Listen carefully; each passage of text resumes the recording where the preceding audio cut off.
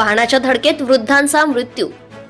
बोरगाव मंचू राष्ट्रीय महामार्गावर बोरगाव मंचू पोलीस ठाण्याच्या हद्दीत काटेपूर्णा बस थांब्यानजीक मालवाहू टाटा मिनी ट्रकच्या धडकेत पादचारी वृद्धाचा जागीच मृत्यू झाल्याची घटना शनिवारी दुपारी घडली आहे। बोरगाव मंचू पोलिसांनी घटनास्थळी धाव घेत घटनेचा पंचनामा करून वाहन चालकाविरुद्ध गुन्हा दाखल केला। पोलीस सूत्रांनी दिलेल्या माहितीनुसार विश्वनाथ शिरसाट वय 72 वर्ष काटेपूर्णा हे पायी जात असताना मालवाहू ट्रक टाटा मिनी ट्रक क्रमांक MH27X 2300 वाहन चालकाने पादचारी वृद्धाला धडक दिली।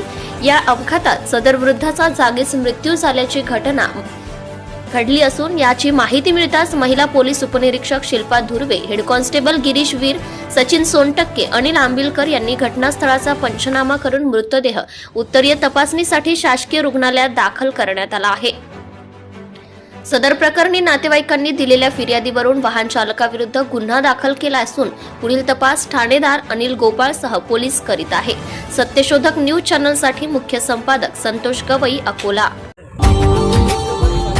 Subscribe now and press the bell icon. Never miss an update.